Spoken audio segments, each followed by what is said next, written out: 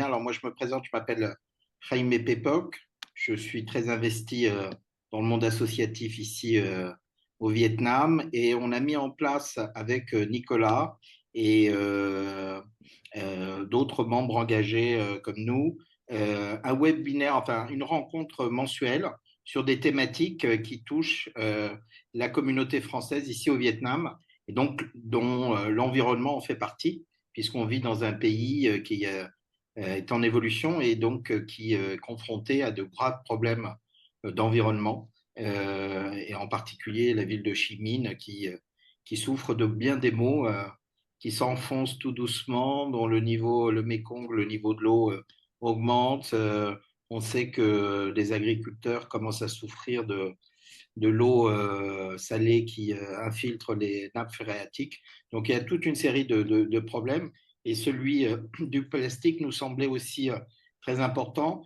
Donc Jonathan est un spécialiste, donc on a souhaité lui donner la parole, d'autant plus qu'il est très investi au niveau de la Chambre de commerce française et que on sait que les entreprises françaises ont aussi des normes en la matière. Et donc voilà, on a des tas de questions à lui poser.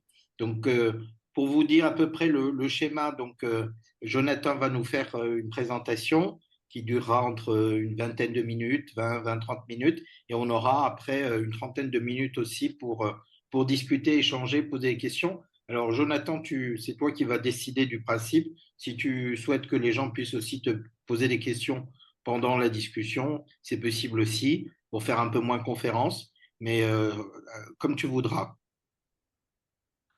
Donc, pour ma part, je suis Jonathan Sorinta. Ça fait 18 ans que je suis au Vietnam. Je suis arrivé en 2008. Je suis parti de France. J'étais jeune. J'avais 18 ans. Comme vous pouvez voir, j'ai pas fait beaucoup d'études. J'ai un bac pro en horticulture pour être transparent.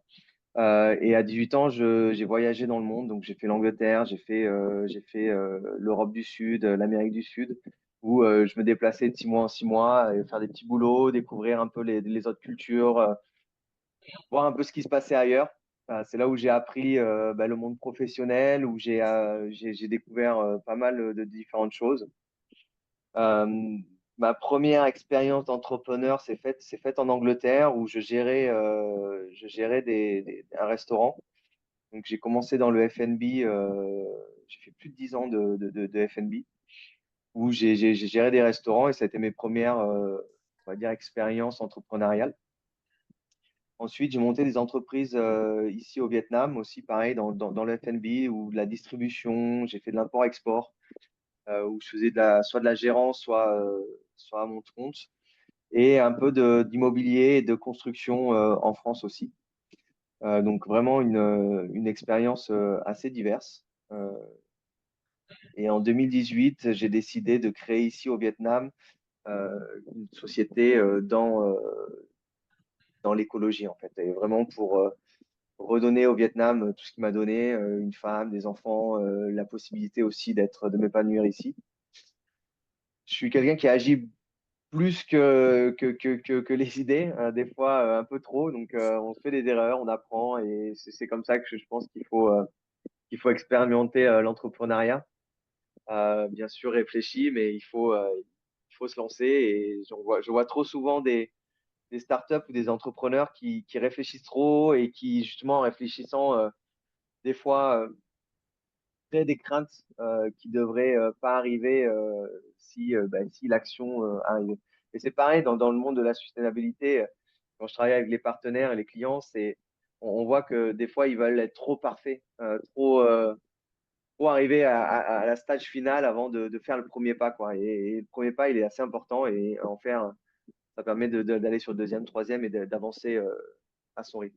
Voilà. On peut passer sur la slide suivante, s'il te plaît. Donc, je voulais mettre un petit peu un contexte au Vietnam sur la pollution. On sait que le Vietnam grandit extrêmement vite. Moi, quand je suis arrivé en 2008, on était sur plus de deux chiffres au niveau des croissances. Vraiment un changement assez impressionnant du Vietnam et une transition qui se fait monumentale. Là encore, on a le congrès du parti et on va voir ce qu'il va en tirer, mais ça va être encore une deuxième phase du Vietnam qui va s'accélérer. Au niveau de la pollution de l'air, on peut en parler un petit peu. Vietnam, il est classé 23e des pays les plus pollués du monde en 2024, avec un ppm qui tournait aux alentours des 87. On estime que ça crée 70 000 morts prématurées par an. Donc vraiment quelque chose qui est assez impressionnant. Et tous ces problèmes d'air pollution coûtent à peu près au Vietnam 14 milliards hein, de dollars quand même euh, depuis 2012. Donc c'est pas quelque chose d'anodin. On a aussi la pollution d'eau qui est quand même assez terrible. On estime aussi que 80% des maladies arrivent parce que l'eau est polluée. On a seulement 15 à 18% de traitement des eaux suivant les régions. Donc la plupart des eaux usées, hein, vos chasses de toilettes, les bains et autres, vont directement dans la nature, dans les égouts et puis ensuite dans la nature. Donc, ce qui pose des problèmes aussi de ponction d'eau hein, pour les villes. Par exemple, Ho Chi Minh est obligé pratiquement tous les ans de changer son point de ponction d'eau pour l'eau du robinet. On a aussi bien sûr la pollution solide hein, des ménages qui est juste hallucinante. Aujourd'hui, on est à peu près entre 22 et 25 millions de tonnes par an. Des chiffres qu'on a du mal à se représenter. On a les décharges publiques qui ferment une à une parce que saturées. Et on estime que par 2030, donc c'est dans moins de 4 ans, que cette pollution va doubler. Et on atteindra à peu près le pic de pollution pour le Vietnam. Donc quelque chose qui est vraiment assez hallucinant. Et sur ça, on a très peu de recyclage. Hein. On estime à 15% seulement le, le, les ordures traitées. Et on estime à 20% le leakage dans la nature. Donc voilà, tout ce qui retourne dans la nature directement, dans les océans, dans les cours d'eau notamment. Bien sûr, on a la pollution plastique. Donc là, c'est là où je me suis fait spécialiste. Pareil, on a du mal à avoir des datas assez correctes, mais d'après les derniers chiffres qu'on a des associations comme World Bank ou WWF, on serait entre 2 à 3,7 millions de tonnes par an de plastique pollution générée. C'est une croissance d'à peu près 12 à 14% par an. On estime seulement à 20% le recyclage des plastiques, et c'est notamment les bouteilles. Hein. Le reste, ça va souvent en décharge. Ça représente à peu près 40 kilos de déchets par personne. C'est quand même assez impressionnant. Et le single-use plastique, donc tous les sacs, les gobelets, les pailles et autres, les boîtes alimentaires représentent à peu près 60 à 80% de ce déchet plastique. Donc, ça veut dire que c'est quelque chose qu'on pourrait facilement éliminer. On a aussi quand même la pollution marine qui est quand même assez hallucinante. On estime entre 300 et 700 000 tonnes de plastique qui va directement dans les océans. On est les huitièmes dans le monde hein, quand même en pollueurs marins. C'est quelque chose qui est assez triste. Heureusement, on a quand même beaucoup de choses qui sont faites par le gouvernement et ils en prennent conscience. Ils ont pris des actions depuis la COP26 assez intéressantes. On a déjà le plan national pour la pollution qui s'étale là de 2026 à 2030 avec réduction de la pollution de l'air, des contrôles urbains aussi qui doivent être plus intensifiés. Hein. On parle d'électrification énorme dans les villes. Aussi réduire l'avion avec la ligne ferrée qui devrait arriver. On a aussi tout ce qui est des lois de l'environnement pour le contrôle des zones industrielles. Donc, il faut savoir quand même dans les zones industrielles, la majorité des manufactures vont devoir bouger dans des zones industrielles justement pour contrôler ces pollutions, autant qu'en ouest qu'en eau et aussi en énergie. Donc, pour être sûr que tout est bien traité et qu'il n'y a pas de rejet dans la nature. Voilà. On a aussi quelque chose qui se met en place sur tout ce qui est circularité. Donc, on a par exemple l'EPR, hein, l'Extended Producer Responsibility, qui s'est mis en 2024, qui oblige les consommateurs et les producteurs de packaging, batteries, produits électroniques, voitures et huiles et autres à avoir un certain taux de recyclage de leur production. Par exemple, si un un producteur de pneus produit 1 million de pneus, il va devoir en recycler, par exemple, 50 000 pour cette première année, 100 000 pour la deuxième année, etc. Le but d'arriver à 100% de recyclage, bien sûr.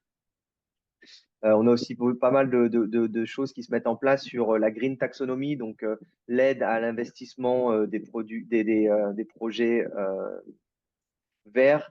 On a aussi le carbon market qui se met en place depuis août, donc qui devrait arriver officiellement en 2029, 2028, 2029. On parle aussi de mettre dans la législation la circularité en tant que loi. Donc, voilà, il y a des choses qui se mettent en place. Ça va assez vite dans les lois, dans les décrets. L'implémentation va être assez compliquée quand même à être mise en place. Voilà. On peut passer sur la slide d'après. Voilà, donc c'est pour toutes ces raisons qu'on a décidé de créer nos boîtes. Donc peut-être que vous voyez, il y a pas mal de noms là, qui s'affichent parce qu'il y a eu des évolutions dans le fait où on a créé nos entreprises. Et aussi, elles sont toutes dédiées par contre sur éviter sur la lutte contre la pollution plastique. Et nous, on s'est dédié sur tout ce qui était difficile à recycler ou même impossible à faire recycler ou avec des valeurs très basses et qui, du coup, ont du mal à rentrer dans ce cycle de recyclage. Donc, on s'occupe et nous, on arrête la pollution. Ça veut dire que le recyclage, il en faut, il faut traiter la pollution qui est déjà existante. Et nous, on essaie de prévenir cette pollution avec par exemple, des plastiques euh, qui se biodégradent très rapidement dans l'environnement. Donc, la première compagnie qu'on a créée, c'est GPS Place. GPS Place a été créé en 2016 par nos partenaires ingénieurs et chimistes plastiques qui ont mis au point des bioplastiques à base de manioc et de biopolymères pour rendre des bioplastiques biodégradables et compostables. Ça a été les premiers au Vietnam à créer un bioplastique vietnamien. Donc, ça a été quand même quelque chose de fort. Moi mon partenaire français, peut-être que vous avez croisé aussi Raphaël et sa femme aussi, on est rentré avec HRK Group en 2019. Et ça, on a fait focus plutôt sur tout ce qui était F&B, hôtel, restaurant et retail, en leur proposant des solutions contre tout ce qui était single-use item, usage unique. Donc, on faisait des pailles, on faisait des boîtes, on fait toujours d'ailleurs, des sacs. Et les sacs, en fait, on travaillait avec GPS, qui était un de nos suppliers. Et du coup, en 2020, on a décidé de se mettre ensemble, de regrouper les deux compagnies pour être manufactureur et distributeur. Ensemble, en 2022, on a créé PVA Pro. Donc là, c'était ouverture d'une nouvelle usine, 5000 m². On en reparlerai un petit peu après. Et on a créé aussi un nouveau bioplastique qui est, lui, soluble dans l'eau, biodégradable dans l'eau et dans les milieux marins. Donc maintenant, on a consolidé ces trois compagnies sous une holding qui s'appelle Turngain. Voilà. Donc, pour vous faire un peu l'historique de la boîte. Pourquoi aussi avoir créé trois différentes entités? C'était qu'il y avait différents stakeholders, enfin différents shareholders. Ils sont montés à différents stades aussi. Et maintenant que les trois boîtes sont, on va dire, sont saines et sont rentables, on les a mis sous une holding pour faciliter la communication, aussi le management et autres. Voilà. Juste vite fait pour un peu nos missions, visions et les valeurs qu'on apporte. La mission, bien sûr, c'est que on voit un monde sustainable autant dans les lois, dans la fabrication, la distribution, et que aussi tout ce qui est packaging écologique ne soit plus une exception, mais une norme. Et pour ça, on a mis au point des solutions qui sont vraiment adaptées aux entreprises. Aujourd'hui, on travaille quand même avec beaucoup d'industries différentes. Ça va du farming aux manufactureurs, au textile, au e-commerce, au retail, au F&B. Donc, c'est quand même assez étendu. Et on a dans chaque industrie développé des solutions vraiment adaptées et qui ne demandent pas aussi d'investissement très élevé pour pouvoir adopter nos solutions. Voilà. On peut passer sur la slide suivante.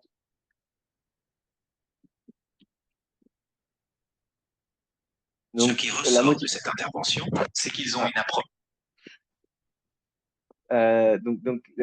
Pourquoi on a fait ça? Ben déjà, quand on est arrivé au Vietnam, on est cinq partenaires, on est tous quand on a commencé, on était dans nos trentaines.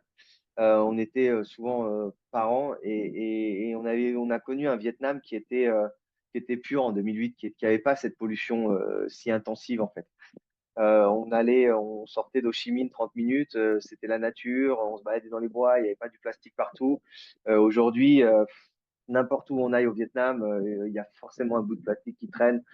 Tu vas au fin fond des montagnes, tu vas au fin fond du Mekong, tu as ces boîtes polystyrène, tu as ces verres qui traînent, et c'est assez catastrophique. Donc on a voulu agir, on a voulu faire quelque chose et c'est pour ça qu'on a monté ces boîtes. On a voulu aussi donner aux autres générations la possibilité de connaître un Vietnam qui j'espère sera propre. Je sais que nous, on verra pas les résultats de notre travail, mais on espère que dans une, deux, trois générations, on aura quelque chose qui sera propre et qui retrouvera son état, on va dire, original et naturel. Aussi, le but, c'est de donner aux autres entreprises. On avait dans notre entourage, on était beaucoup du milieu F&B et distribution, on avait beaucoup d'entreprises qui n'avaient pas de solution.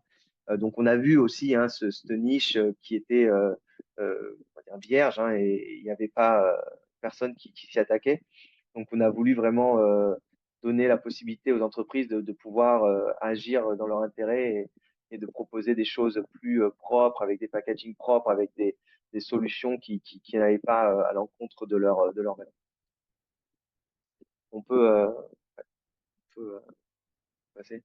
Et j'ai une petite vidéo là pour vous montrer un peu l'usine, hein. Donc là, c'est quand on l'a pris, on l'a aménagé. Elle est un peu plus pleine maintenant. C'est qu'il faudrait que j'update ces vidéos. Donc là, par exemple, c'est la fabrication de nos pelets. Donc, on a pris le choix d'être très intégré dans notre process. Au lieu de faire qu'une seule partie du process, on a vraiment développé l'ensemble du process. Donc, ça veut dire que nous, on crée nos matériaux, on a un lab, on a voilà, toute la manufacture des granulés jusqu'au produit fini. Donc, il n'y a pas d'intermédiaire. On ne va pas chercher une technologie d'Europe, de Chine ou du Japon. On a développé notre propre technologie. On a des patentes pour cela. Et on a décidé aussi de prendre tout le process de production en compte. Donc ça a des bons côtés et des mauvais côtés. Ça veut dire que mais aussi on diversifie nos investissements, donc on ne se spécialise pas en masse dans un seul type de produit. Mais par contre, ça permet aussi d'avoir une réactivité, un contrôle des prix et une qualité qui est juste irréprochable.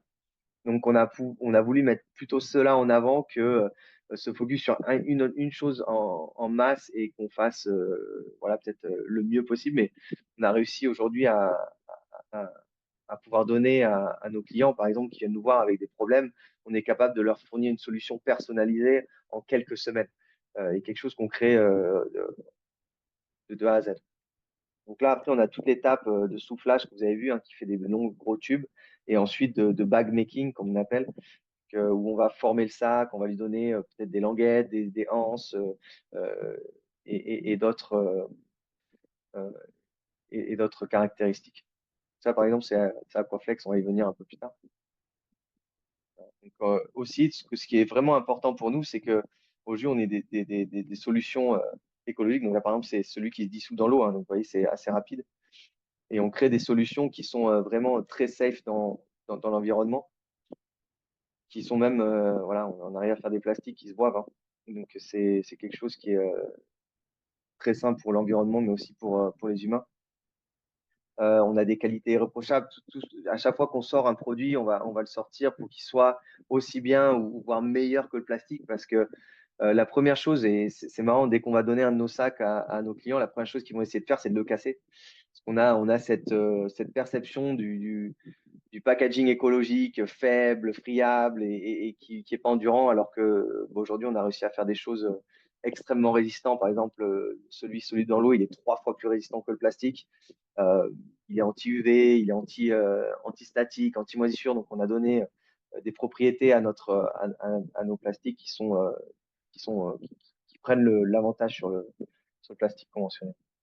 On pourrait passer la slide, s'il vous plaît. Voilà. Donc, je vais m'arrêter un petit peu sur nos deux technologies qu'on a vraiment créées, qui est Aquaflex et Bioflex. Donc, il y a ces deux solutions complémentaires, mais assez différentes, donc qui vont à différentes industries. Donc, par exemple, Aquaflex est un premier bioplastique vietnamien qui est soluble dans l'eau, qui est biodégradable aussi en eau et en environnement marin. Il est compostable, il est recyclable en papier et en plastique, euh, et il est marine safe. Ça veut dire que si par exemple, un poisson ou d'autres animaux marins consomment notre bioplastique, il va pouvoir le digérer et il ne restera pas à vie dans son estomac. Donc vraiment quelque chose d'assez unique. On a créé un bioplastique qui inclut toutes les fins de vie possibles, qui soient jetés n'importe où, il se dégradera très rapidement. Et ensuite, on a quelque chose donc, qui est complètement waterproof, qui s'appelle Bioflex, et lui qui est bio-base et biodégradable. Voilà. Donc là, on l'a spécifiquement aussi développé pour des pays comme le Vietnam, où on sait toutes ces poches, euh, tous ces emballages flexibles vont finir au landfill. Donc il faut qu'ils se dégradent très rapidement au landfill. Le but aussi, c'est d'être les premiers. C'est des choses qu'on a créées. On a été les premiers à le créer sur le marché. Alors, c'est bien d'être pionnier, mais des fois, c'est aussi compliqué. On pourra y revenir un peu après. Mais on a vraiment essayé d'innover sur des choses qui sont adaptées localement, déjà, sourcées localement, et qui sont en adéquation avec les clients et avec la demande locale. Alors maintenant, même internationale, parce on exporte depuis quelques années. Donc vraiment avoir quelque chose qui réponde aux clients. Si on peut avoir la slide suivante, s'il vous plaît. Voilà. Donc la première technologie qu'on a créée qui fait partie de Bioflex, c'est un plastique à base de manioc. Donc ça, on l'appelle TPS pour un thermoplastic starch cassava. Donc là, on prend la racine de la plante que vous avez en background derrière là. On extrait le sucre et ce sucre, en fait, on va le tourner en résine que vous avez sur la gauche. Alors, cette résine, on ne peut pas la prendre toute seule. On ne peut pas en faire un sac, par exemple, tout seul. C'est un additif qui va être un complément de Bioflex. Mais bon, par contre, cet additif, il nous permet d'être biodégradable, d'être compostable et d'être 100% biosourcé. Voilà. On peut passer sur la slide suivante, s'il vous plaît. Donc, ce qu'on a créé, c'est de rendre le plastique conventionnel biodégradable. Donc, on va prendre cette TPS qu'on a vue précédemment et on va venir le polymériser. Donc, on va venir ouais, je sais pas comment on appelle, j'ai perdu mon mot en français, mais on va venir le souder à du plastique conventionnel. Et ça va nous permettre de créer des portes en fait d'ouverture pour les micro-organismes. Donc ce TPS, il va agir comme une porte parce que vu que c'est du sucre et c'est très facilement consommable par les micro-organismes, en fait, cette biodégradation, et on le voit sur le graphe qu'on a là sur l'écran, la ligne bleue, c'est la biodégradation du Bioflex. En orange, vous avez le papier hein, pour un repère, et en bleu, on a le Bioflex. Vous avez vu, il y a une très forte croissance de biodégradation dès le début. Et en fait, c'est le TPS qui va être digéré très facilement par les micro-organismes et qui va faire comme une ouverture de porte et qui va en fait créer des failles dans notre bioplastique et qui va permettre à d'autres micro-organismes de venir consommer le reste de notre bioplastique. Là, cette courbe que vous avez, elle est en 225 jours. Donc, ça veut dire qu'on a réussi à rendre le plastique biodégradable plus en années, hein, parce qu'un plastique, normalement, ça se dégrade entre 300 ans et 1000 ans, mais en jours. Voilà. Et ça, c'est en condition de compost. On va faire une condition en milieu naturel très, très vite cette année. Et on devrait atteindre pardon, à 1 an et demi la biodégradation en milieu naturel. Donc, on a réussi à vraiment réduire cette dégradation du plastique. En même temps que de faire ces tests, on fait aussi des tests d'écotoxicité. Donc aussi, si on fait une biodégradation d'un plastique et qui devient microplastique ou qui fait des pollutions chimiques ou de métaux lourds, il n'y a aucun intérêt. Et là, donc, du coup, on a fait des tests européens pour montrer qu'après la biodégradation, il n'y a aucun microplastique, il n'y a aucune pollution qui est créée par notre bioflex. Donc ça, c'est très, très important aussi. On peut passer sur la slide suivante. Donc là, voilà, on a les tests, par exemple, de Aquaflex. Donc Aquaflex, on a testé sur plusieurs milieux parce que, comme je vous l'ai dit, on essaie de donner à ce bioplastique plusieurs alternatives de fin de vie. Et du coup, là, on a testé en différents milieux. Le premier, hein, le graphe que vous avez à gauche, c'est en solution marine, donc en milieu marin. Pareil, en jaune, c'est le papier, en bleu, c'est notre bioplastique. Et vous voyez, on se dégrade pratiquement aussi vite que le papier et on arrive à une dégradation en 45 jours. Donc, je vais jeter par exemple un sac fait en Aquaflex dans le milieu marin. En 45 jours, il a été complètement consommé par les micro-organismes. Le deuxième graphe que vous avez, c'est en eau fraîche. En eau fraîche, on va arriver aussi pareil à 30 jours. En 30 jours, on atteint nos 90%. Donc, à 90%, on estime que c'est biodégradé. Euh, en milieu, par exemple, de cours d'eau, de lacs et autres. Et ensuite, on a fait en compost aussi sur la troisième graphe. Et là, on arrive en 100, 110 jours de biodégradation. Donc, quelque chose de très rapide. On a vraiment donné une biodégradation très rapide de notre Aquaflex. On peut passer sur la slide suivante. Donc, ça, c'est un petit summary de ce qu'on offre sur nos produits. Donc, aujourd'hui, on a une range assez complète. On a quatre produits différents, quatre bioplastiques différents que l'on offre à nos clients, justement pour répondre à chaque application, pour répondre à chaque aussi fin de vie, que l'on vende au Japon, au Vietnam ou en Europe ou aux USA. Il y a des demandes différentes, il y a des législations différentes. Et du coup, on a une solution voilà, pour tout le monde. Pareil pour les industries, on a des industries par exemple qui vont être beaucoup affectées à l'eau. Donc par exemple Aquaflex, on ne va pas pouvoir convenir, donc on va passer sur d'autres produits. Nos bioplastiques, ils sont tous écologiques, donc ils ont une biodégradation propre dans différents milieux, mais ils sont aussi, comme je disais, avec des propriétés supérieures que le plastique. Et ça, on en a mis quelques exemples, par exemple en suivant, hein, par exemple des résistances UV, des résistances antistatiques, donc sur certaines industries qui sont ultra nécessaires. Par exemple, on prend l'électronique, ils ont besoin de ça qui ne conduisent pas à l'électricité, et ça, on est capable de le faire. On va partir sur du médical, par exemple. On a besoin de choses qui sont antivirus ou anti-mold dans les packaging. Voilà. On peut passer Vas-y sur, sûr. sur la slide suivante.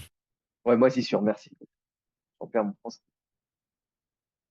Voilà un petit peu pour comment on est installé. Aujourd'hui, on est à peu près 70 en production et dans les bureaux. On a une usine de 5000 mètres carrés qu'on a installée en 2022 à Longan, donc on est au sud de Saigon, qui est aujourd'hui pleine. Elle tourne pratiquement à plein régime. On est capable de faire 300 tonnes par mois de bioplastique.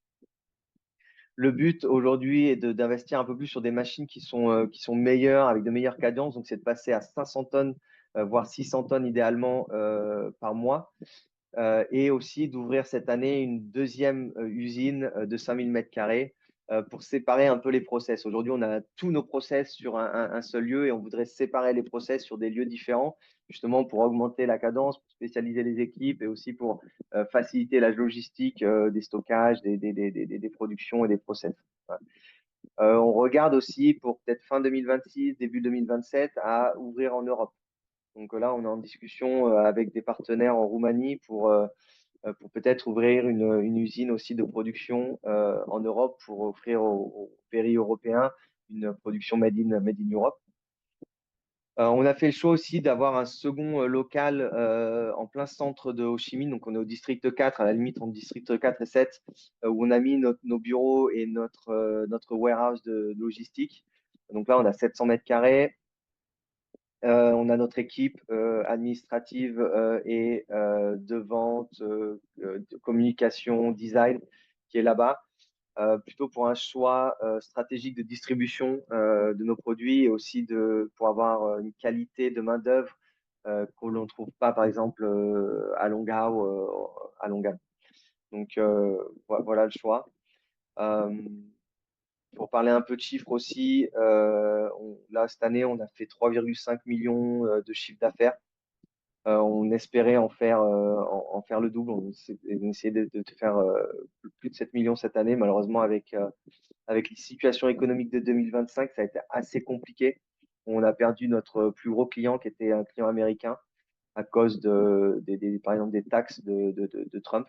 Donc, on a complètement perdu le contrat qui pesait 3 millions de dollars et d'autres clients aussi, un ralentissement de nos clients qui exportaient vers, euh, vers les États-Unis. Donc, ça nous a fait assez mal. On espère qu'en 2026, ça ira mieux et ça commence bien. Donc, on espère franchir ces 7-8 millions là cette année. Euh, voilà. On peut aller sur la slide suivante. Donc, ça, c'est un peu les clients avec qui on travaille, des partenaires qui sont de longue date. Comme je vous l'ai dit, on était les premiers arrivés sur le marché avec des plastiques qui sont pas des plastiques, qui valaient 3 fois plus cher, voire 4 fois plus cher à l'époque que du plastique conventionnel. Donc, vous imaginez quand on allait voir les clients et quand on disait, ouais, vas-y, prends notre plastique, c'est 4 fois plus cher. T'inquiète pas, c'est bon pour la planète. Ça a été assez compliqué à faire passer. Mais heureusement, on a trouvé des gens comme Decathlon, comme Bitis, Mega Market qui avaient cette fibre écologique et qui comprenaient ce qu'on faisait. Et aujourd'hui, on est content de toujours les avoir. Ça fait des années qu'on travaille avec eux. L'Oréal, par exemple, ça a été un de nos premiers clients, Bitis aussi, qui nous ont permis aussi de vérifier notre technologie, de dire que voilà, ça marche, c'est faisable et c'est faisable en masse. Bitis, hein, qui est une des entreprises les plus vieilles, une des premières entreprises vietnamiennes, une des plus importantes dans le textile et dans l'accessoire, qui font des chaussures et des accessoires dans le textile. Et ils ont adopté nos sacs pratiquement dès le début. Et depuis, on grandit avec eux, on grossit et c'est vraiment une belle histoire qu'on a écrite ensemble. L'Oréal, pareil, qui avait des soucis de logistique. Donc là, on fait les e-commerce back pour eux, qui n'avaient pas trouvé des choses propres. Decathlon, pareil, sur leurs vêtements. Donc on a fait vraiment des partenariats assez intéressants que la Simplify Food qui nous a distribué dès 2019-2020 qui a adopté nos produits dans leur catalogue directement. Donc, vraiment des beaux partenariats. On peut aller sur la slide suivante. Voilà, mais comme toute entreprise, on a eu beaucoup de challenges, des choses très compliquées. Comme je dis, on n'a pas eu une année normale, on va dire, comme on la prévoyait depuis notre création de l'entreprise. Mais déjà, être nouveau sur un marché, créer un marché, c'est assez compliqué parce on n'a pas de modèle, on va dire. Donc, il faut essayer tout. On n'a pas de quelqu'un qui nous dit bah, ça marche, ça marche pas, ça, on peut le mieux faire. Donc, on a vraiment tout expérimenté par nous-mêmes. On s'est planté pas mal de fois, surtout sur des produits qu'on a essayé de lancer et qu'en fait, qui n'étaient pas du tout adaptés au marché. En étant une petite entreprise, forcément, on a des budgets aussi assez limités pour les développements. Donc, faire des études de marché et autres, ça coûte extrêmement cher. Donc, on a préféré plutôt faire des tests et aller et essayer de travailler directement à proposer nos produits sur le marché. On sait on les a développés, donc on les ressortira un jour quand ce sera le temps. Peut-être on était un peu trop en avance dessus. On était aussi pas mal bloqué par les législations et la concurrence en fait un peu déloyale sur le marché vietnamien surtout, où on avait des soi-disant sacs écologiques qui n'étaient pas du tout. Euh, Par exemple, on peut parler d'oxodégradable. Je suis sûr, vous avez toujours, tous eu déjà un sac qui s'émiettait sur vos balcons. Et ça, en fait, c'est de l'oxodégradable. Donc, c'est une dégradation par fragmentation et qui était considérée comme écologique de 2012 jusqu'à cette année, hein, jusqu'à l'année dernière, pardon. Donc, ils avaient un label écologique au Vietnam. Donc, ça, on a énormément fait de lobbying sur les autorités pour l'interdire. Donc, aujourd'hui, il est interdit depuis novembre dernier. Ça a été une belle victoire qu'on a eue. On n'était pas reconnu aussi en tant que produit écologique, donc c'était assez compliqué de faire valoir sur le marché local, par exemple des incentives, des taxes réductions sur nos produits qu'aujourd'hui on a. On a des nouveaux écolabels au Vietnam qui on est reconnus et ça c'est vraiment vraiment bien. On a eu aussi des problèmes de sourcing très rapidement. Donc, quand on est arrivé, nous, en 2018, on a eu des problèmes de fake produits, par exemple. Donc, c'est pour ça qu'on a voulu décider dès 2020 d'être manufactureur et d'englober la production, parce qu'on a compris que cela pouvait être très compliqué d'avoir une confiance dans la supply chain au Vietnam. surtout sur des produits écologiques. Par exemple, on a eu des productions qui sont arrivées dans nos entrepôts et on savait très bien que c'était pas des produits écologiques, c'était du plastique. Donc, on a dû faire des tests, on testait tous nos batchs et ça a été assez compliqué de trouver des suppliers qui avaient la même éthique que nous. Donc c'est pour ça qu'on a décidé en 2020 de joindre force avec un de nos suppliers qu'on avait trouvé qui lui faisait les choses bien et de rentrer dans la manufacture. Donc ça a été un challenge aussi que l'on fait qui, qui, qui permettent d'ouvrir des portes et des opportunités. Et en fait, chaque challenge, c'est ce qu'on voit qui permet d'ouvrir de nouvelles portes et de nouvelles marchés, par exemple. On peut passer sur la slide suivante. Aussi, on est très actif. Donc, être le premier sur le marché, c'est aussi éduquer un marché. C'est créer tout un écosystème qui doit marcher. Comme on dit, on essaie de lutter par la pollution plastique avec un sac à la fois. Mais ça passe par beaucoup de temps d'awareness, d'éducation, de sponsoring, voilà, de faire partie, par exemple, de la French Tech qu'on a été l'année dernière. Moi, je suis vice-président de la Chambre française. Je suis aussi chairman de l'Eurocham. On fait énormément de bénévolat dans les business associations. On essaie aussi d'avoir un impact sur la communauté. Donc, par exemple, tous nos employés, on les entraîne sur l'hygiène de vie, comment gérer leurs économies. On fait beaucoup aussi autre que le travail. Essayer d'avoir une action positive sur les gens avec qui on travaille et avec qui nous suivent. Voilà. On peut passer sur la page suivante. Ouais, voilà, je me permets de m'arrêter un petit peu par exemple sur quelque chose qu'on a mis en place avec la Chambre de commerce, qui quand même prend énormément de temps. Donc, on a créé le comité Sustainable qui s'appelle le ESG Task Force, où là, par exemple, avec d'autres membres, on essaie de donner les bonnes pratiques, par exemple, sur les business. On organise des breakfast talks tous les mois. On essaie d'avoir des choses vraiment concrètes. On a fait un super event l'année dernière avec Raimé. Alors, normalement, on n'a pas eu la tendance qu'on voulait, mais on a créé par exemple un des premiers salons sur le retail écologique qu'on va remettre cette année sur un format de forum. Donc voilà, on passe sur la slide suivante.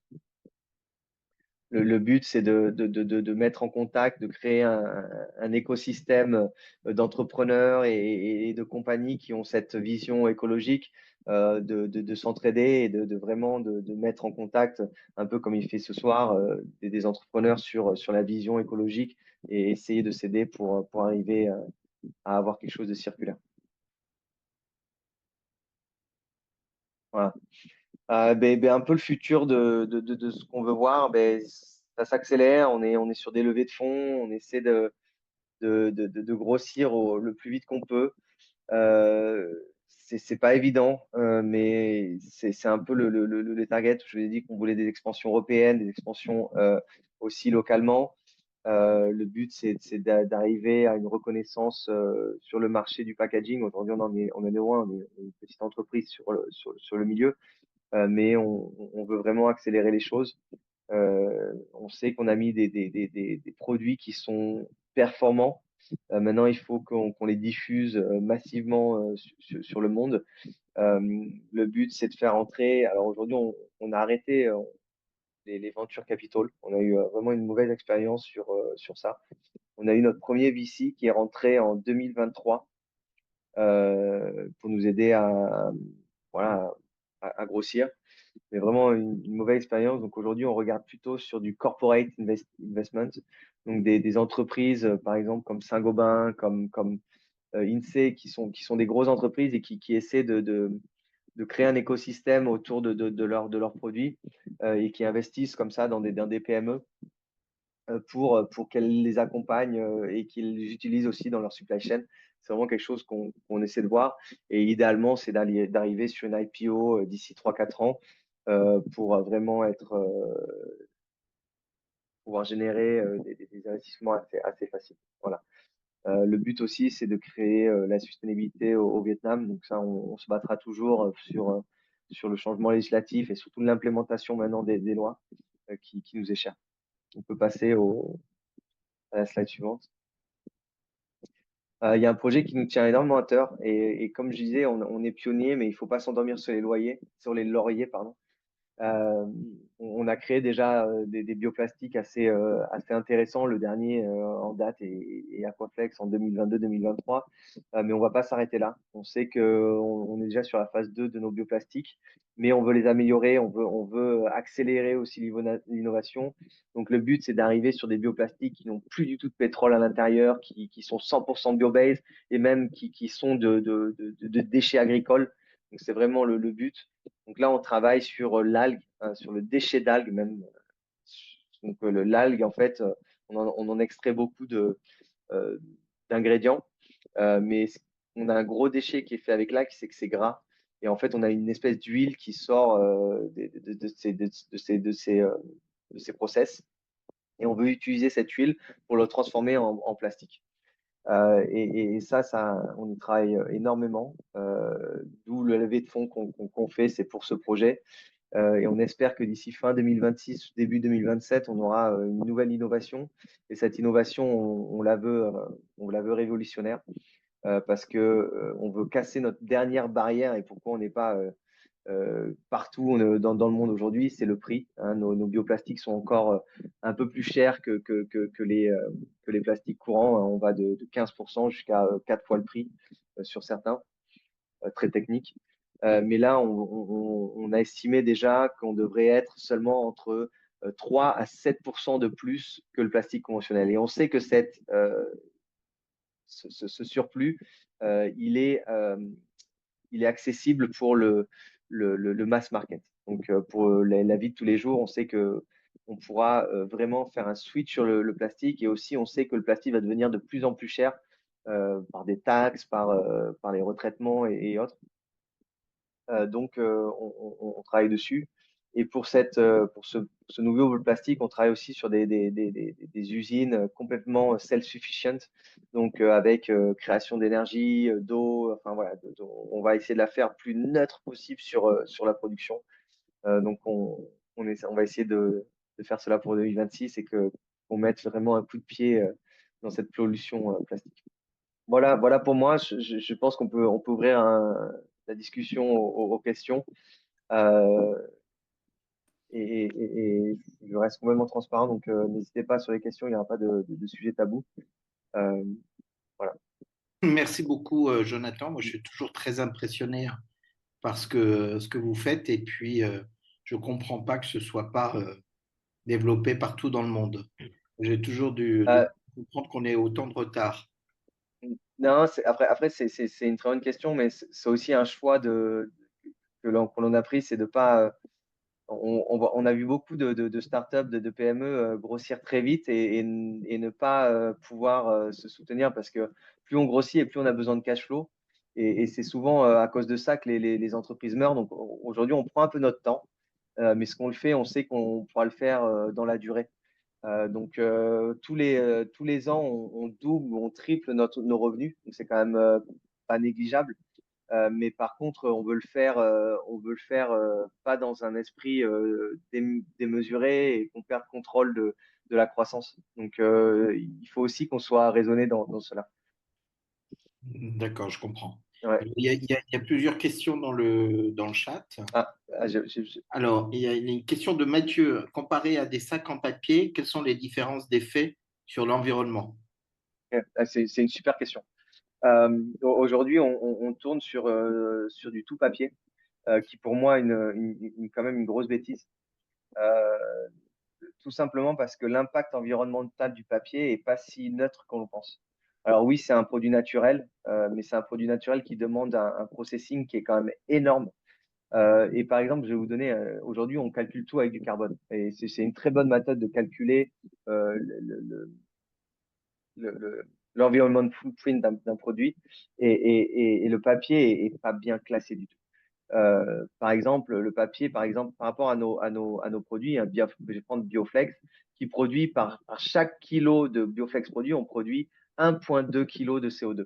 D'accord? Donc ça inclut vraiment tout. Ça inclut le sourcing, ça inclut le process, ça inclut aussi la fin de vie. Et pour le papier, on va être à 2,2 kg de CO2 par kilo de papier produit. OK? Il faut savoir quand même le papier, c'est un super produit, hein. C'est une industrie qui est quand même posée depuis très longtemps. Mais par exemple, sur l'arbre qu'on va prendre, on va en perdre 60% dans la production. Okay, c'est quand même énorme. C'est-à-dire que sur un arbre de 100 kilos, on va récupérer que 40 kilos de pulp. On va gaspiller une quantité d'énergie, d'eau et de produits chimiques qui sont juste hallucinants. Je ne sais pas si vous avez déjà été à côté d'une manufacture de papier, mais je vous y invite. Vous allez voir l'odeur que ça produit et les effluents que ça produit. C'est quand même assez hallucinant. Donc le papier, il faut faire attention. On est en train de travailler aussi sur des solutions papier.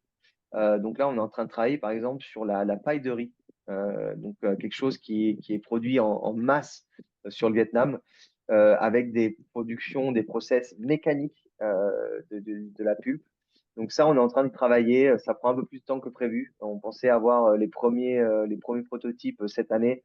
Et malheureusement, ça va prendre un peu plus de temps que prévu. Mais ouais, donc il faut faire attention au papier. Essayer de prioriser le papier recyclé déjà pour pas taper dans les ressources vierges. Voilà.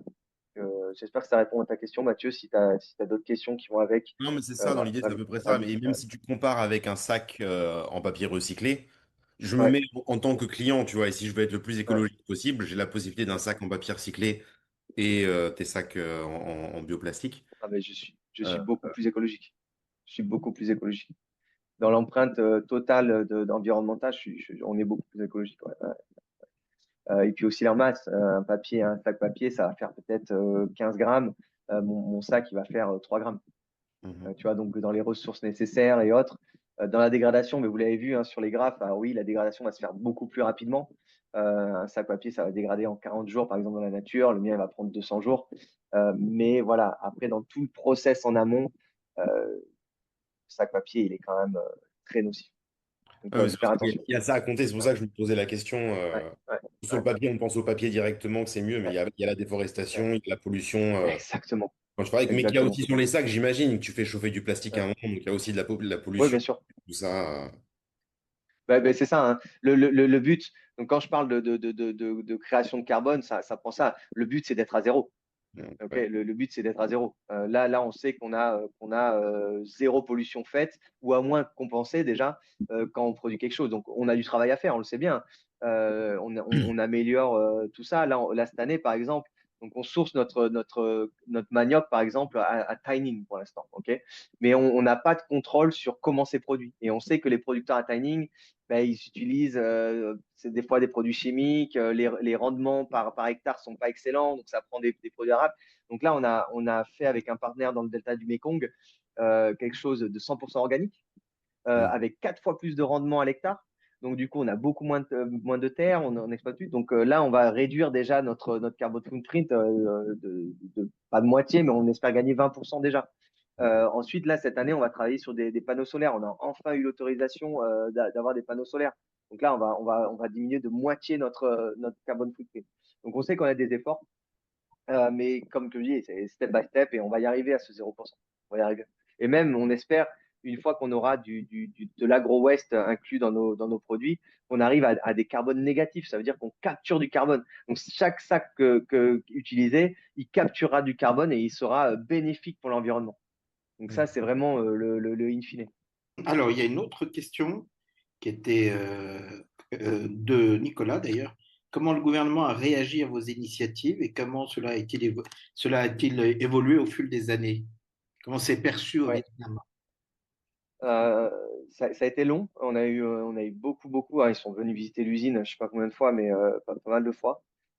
Aujourd'hui, on a réussi à faire accepter nos produits et les faire certifier en tant qu'écolabel. Alors, je ne sais pas si vous avez suivi, il y a un nouveau, depuis novembre, il y a un nouveau écolabel Vietnam qui, justement, donc ça va être sur tous les sacs et autres, qui certifie que le sac est bien écologique.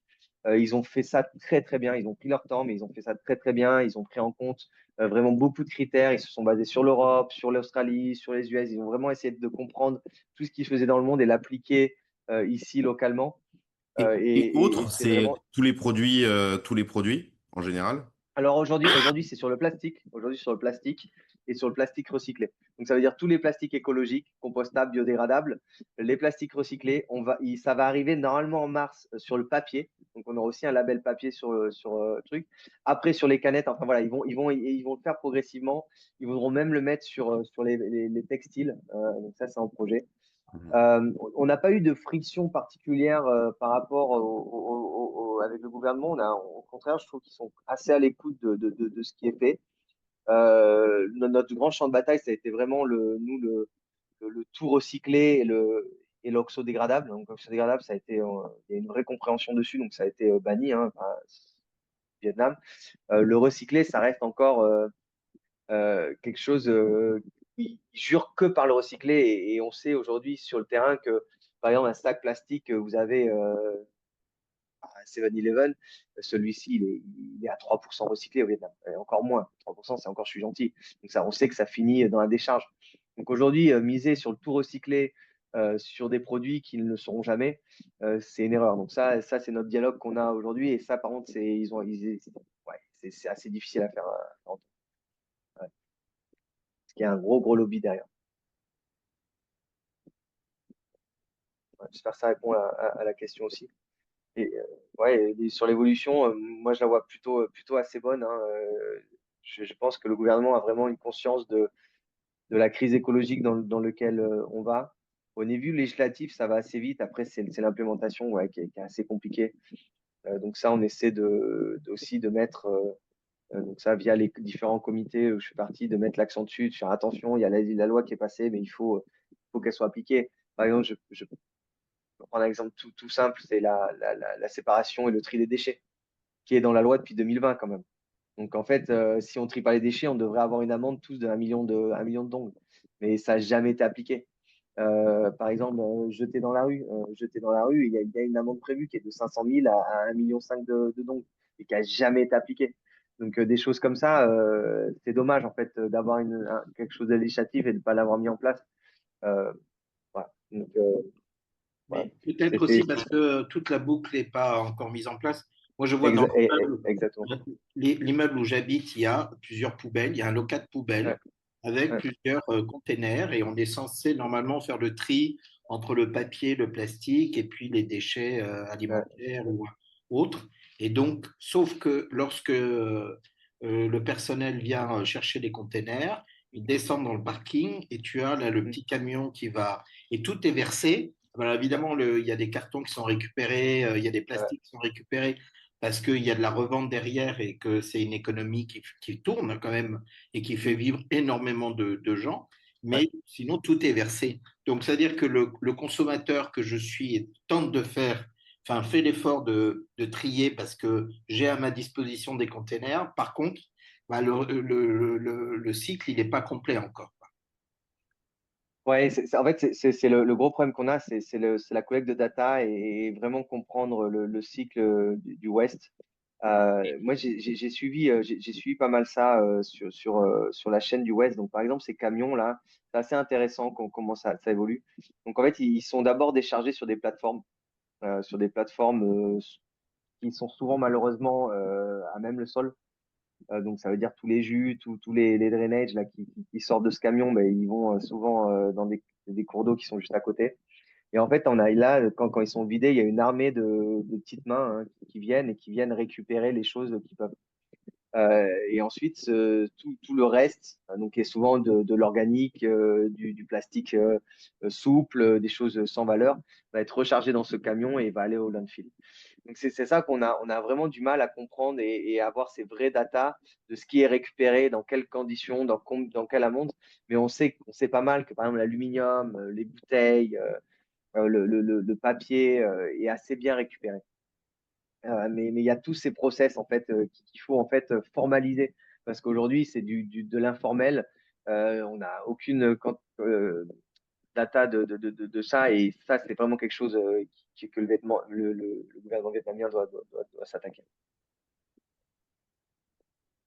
Alors, il y avait une autre question de Jimmy. D'après votre expérience, où se situent aujourd'hui les principaux points de friction et quels sont, selon vous, les leviers concrets pour sécuriser ces projets en amont au sein du gouvernement du Vietnam? Ça rejoint un Euh, peu. mais les- Ouais, mais non, mais ouais, c'est un peu différent. Mais par exemple, les leviers, c'est les normes européennes qui aujourd'hui sont drastiques. On a eu la chance il y a quelques années de signer le VFTA, donc un free trade entre l'Europe et le Vietnam, qui quand même fait grossir les exportations vers l'Europe, qui était un petit marché pour le Vietnam et qui devient de plus en plus important. Par exemple, sur le textile, c'est passé à le deuxième marché d'export du Vietnam avec 18% de croissance par an, quelque chose d'assez énorme. Donc, l'Europe demande aux pays importateurs de suivre des législations. Et ça, le Vietnam l'a très bien compris, c'est que s'il ne veut pas perdre sa place sur textile, manufacture et autres, il doit suivre ces législations. Donc aussi, ça, c'est un levier sur le gouvernement vietnamien qui comprend bien que doit agir. La COP26, ils ont voulu frapper fort avec des commitments quand même qui étaient forts, hein. On va être net zéro au Vietnam en 2050. Il y a 85% des West qui doivent être traités à partir de 2030. Enfin, ils ont pris des commitments qui sont très très forts avec des suivis hein, du coup sur chaque COP. Ils peuvent pas, on va dire, ils peuvent pas se foirer parce que c'est quand même l'image du Vietnam qui est en jeu. Le Vietnam veut passer d'un pays développé, en développement à un pays développé. Hein. C'est ce que discute aujourd'hui le congrès du parti. Donc, tout ça, ça y passe. Et je pense qu'ils vont y arriver. Je pense qu'il y a vraiment une réelle volonté. Il y a de l'investissement qui est fait. Il y a des choses qui sont faites. Donc, je ne suis vraiment pas pessimiste sur comment va être le Vietnam. Bien sûr, il y a du changement. Bien sûr, dans la vie de tous les jours, on voit des incivilités qui sont révoltantes. Mais après, derrière, moi, je vois dans le monde industriel, il y a quand même, c'est quand même assez propre. Il y a les traitements qui sont mis en place, il y a les normes qui sont suivies, il y a des inspecteurs qui viennent vérifier ce qui est mis en place. Donc, voilà. Encore une fois, c'est l'implémentation dans des différents mondes de la civilisation qui sont difficiles à mettre. Il y a un objectif, par exemple, de ne plus avoir de manufacture hors zone industrielle d'ici 2030-2035. Donc, ça veut dire que tout va être concentré dans les zones industrielles où on va pouvoir avoir un vrai contrôle sur ce qui est produit ici au Vietnam, sur la pollution de l'air, des eaux, des entrants, du traitement des plastiques. Et pour toi, comment le gouvernement essaye de pousser les entreprises justement à proposer des produits et des choses plus écologiques Ouais, sans ouais, uniquement leur taper dessus par des contrôles? Moi, par exemple, bien je suis dans sûr. le textile, je fais des culottes menstruelles et j'ai eu beaucoup de mal, et d'ailleurs, je l'ai pas trouvé, de fabrique au Ecotex, par exemple, au Vietnam, Mm. parce que le gouvernement ne peut pas les obliger, mais par contre, il faut les inciter à faire ça. Et du coup, on a été quand même obligé de se fournir un peu en Chine, ce qui est dommage, parce qu'on voulait pas faire. Mais voilà. Et comment pour toi, le gouvernement essaye justement de de les motiver à faire cette transition? Donc, tu as raison, déjà, oui, il y a de taper sur les doigts. Donc, ça vient sur des taxes, sur des fines si c'est pas respecté. Par exemple, l'EPR hein, qui va obliger, par exemple, à tout le monde d'avoir un quota de recyclage sur les produits, ou sinon, il va falloir payer une taxe. Ça, oui, c'est plutôt la punition. Mais aujourd'hui, ils ouvrent aussi à des incentives. Ça veut dire, par exemple, si on utilise X% de produits recyclés dans notre produit, et ben, on ne va pas avoir payé cette taxe. Ok. Mhm. On va pouvoir déduire aussi tous les investissements qu'on fait sur l'écologie. Donc ça aussi, c'est quand même assez intéressant. Là, ils ont sorti en juillet la Green Taxonomy. Donc, par exemple, donc il y a 45 critères écologiques qui ont été mis en place, où si tu rentres dans ou je crois que c'est un peu plus, je crois que c'est 2 à 3 critères, il faut que tu rentres dans 2 à 3 critères de ces 45 critères. Et là, tu vas pouvoir bénéficier de 2% sur tes prêts, par exemple, que le gouvernement va te sponsoriser. Donc, c'est assez intéressant. Il y a aussi des ouvertures avec, par exemple, l'Union européenne hein, qui est quand même très active ici. Il faudrait que tu te rapproches pour toi, ce serait plus Vitas, hein, la Vietnam Textile Association, où il y a eu nous, on a fait des webinaires avec eux, par exemple, hein, sur le CBAM, sur le carbone, sur la recyclabilité du textile. Donc, ça se met en place. Mais tu as raison, dans le textile, ils sont assez en retard. Donc ça se met en place, ça se met doucement, mais c'est souvent les grosses marques qui lead, hein. Là, j'étais encore avec Ouais, H&M la voilà. semaine dernière, où en fait, ils obligent un peu les entreprises à se mettre au vert parce que sinon, ben, tu as moins de commandes, on réduit les commandes, on réduit les quotas. Par exemple, si tu mets au vert, ben, on augmente tout. Donc voilà, Ah, ça puis, incentive légalement, tout il le y a monde. que sur le textile, il y a très très peu de textes qui sont de Très tests peu. qui sont réclamés. Nous, on a fait les tests Très peu. pour être européenne compliant, mais ici, il y a presque rien en termes de tests. T'as pas besoin. Mais tu vois, là, par contre, l'Europe montre l'exemple. Donc là, le Vietnam, justement, là, ils sont un peu branle-bas le combat sur le textile parce qu'ils voient qu'ils sont complètement à côté de la plaque et ils vont se faire bouffer par l'Inde, par la Bangladesh, qui, eux, ont compris déjà les législations européennes. Donc, il y a tout ce qui est éco-design, digital passport, le carbone qui va arriver très bientôt. Et ça, le Vietnam, on est complètement à l'ouest. Donc, il va falloir qu'on se mette au pli et assez rapidement. Donc là, tu vas avoir une vraie évolution du textile là, dans les 3 prochaines années, assez importante, je pense. Ouais, je travaille avec Sire et Ecoever, et Recover, tu dois peut-être les connaître dans cela, qui eux font du recyclage de textiles. Et Mhm. aujourd'hui, donc déjà, ils arrivent très peu à trouver du feedstock au Vietnam, donc de produits propres à recycler. Et quand ils veulent l'importer, ils ne peuvent pas avoir les autorisations parce que c'est considéré comme du waste et pas comme un produit, un raw material, tu vois. Et du coup, là, pareil, on est en train de faire de l'avocacy, on est en train de voir comment on va pouvoir changer tout ça. Ouais, il y a du travail encore, mais ça se monte là.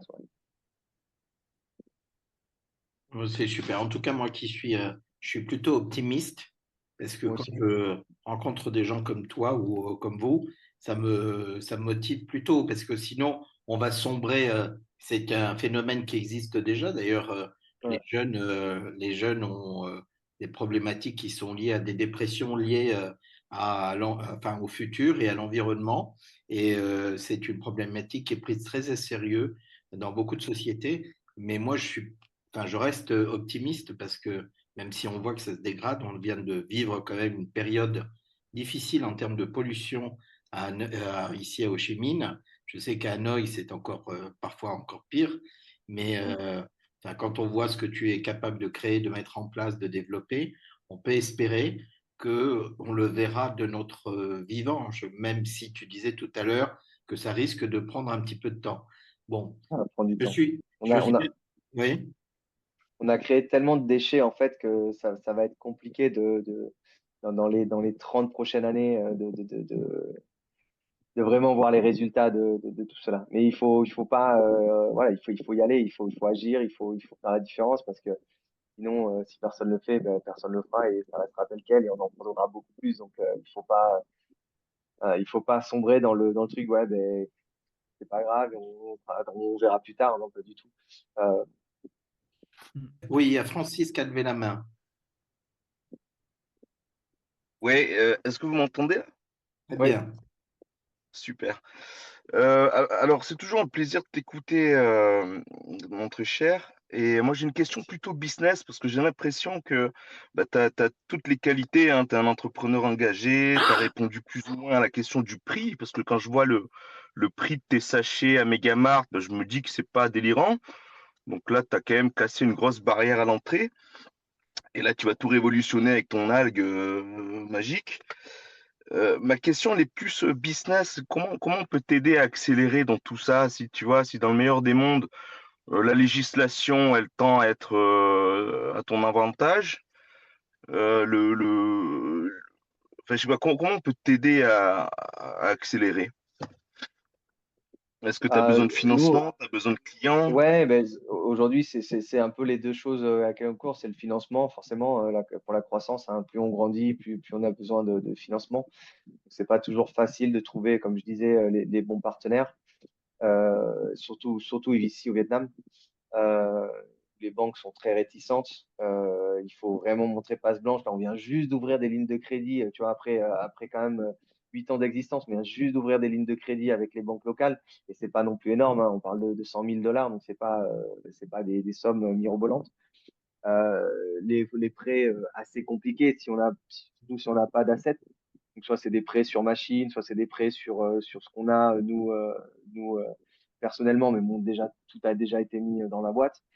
Donc ensuite, après, on se tourne vers les angels, mais alors eux, ils veulent des pourcentages de la boîte qui sont juste hallucinants. Donc c'est quelque chose qu'on veut pas se porter. Les VC, pareil, très gourmand et pas beaucoup de support pour certains. Donc voilà, donc il faut arriver à trouver tout ça en financement. Donc c'est pas facile. Après, oui, des clients, forcément, hein, on est toujours à la recherche de clients. En plus, on est sur des cycles de vente assez longs, hein. Le temps d'adopter des solutions nouvelles, ça prend toujours du temps. Euh, donc voilà, après, je pense qu'il faut que ça se fasse avec le temps, petit à petit. Et voilà, on n'a pas de doute sur le succès de la boîte.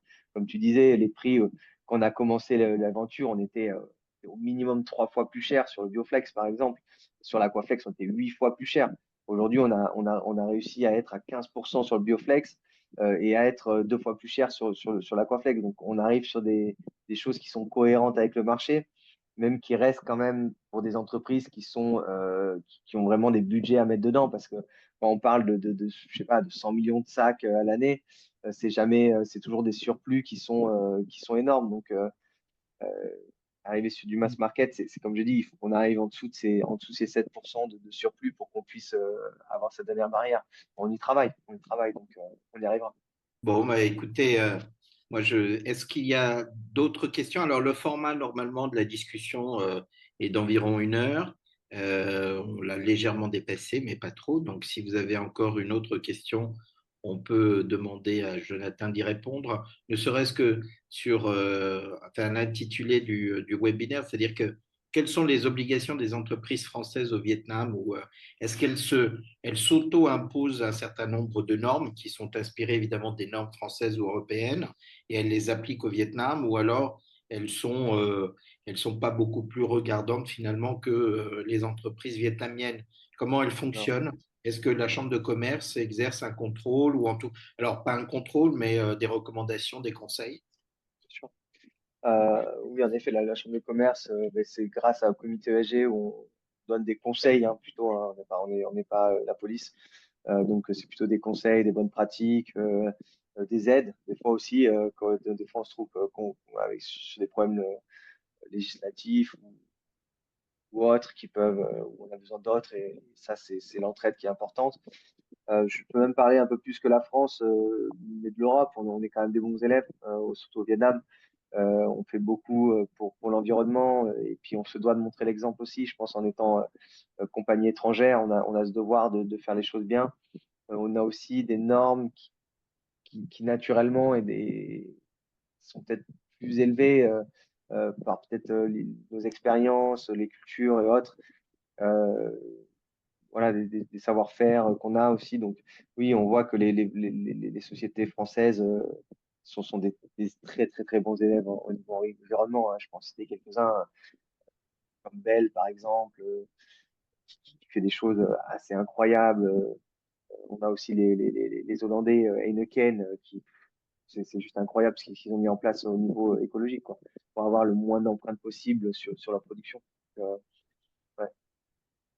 Et est-ce que vous communiquez aussi avec enfin, les instituts, enfin, ou les institutions françaises présentes à l'étranger? Je pense par exemple aux bâtiments, que ce soit les bâtiments des écoles. Enfin, on a plusieurs écoles ici à Ho Chi Minh et à Hanoï. Est-ce que les bâtiments des consulats sont des exemples aussi en matière écologique? Est-ce que ça, ce sont des choses qui entrent en ligne de compte ou pas du tout, ou c'est en discussion? Ouais, ça devrait, ce serait bien. Ce serait bien, mais aujourd'hui, on n'a pas trop, dans ce que je connais, après, hein, je ne vais pas parler généralisé, mais ce que je connais, ouais, on est un peu en retard au niveau construction, je pense, dans nos institutions. Après, on a de très belles compagnies dans la construction qui font des belles choses, hein. Artalia, Saint-Gobain, qui sont les leaders ici au Vietnam sur leur domaine et qui montrent l'exemple. Enfin, c'est beau ce qu'ils font.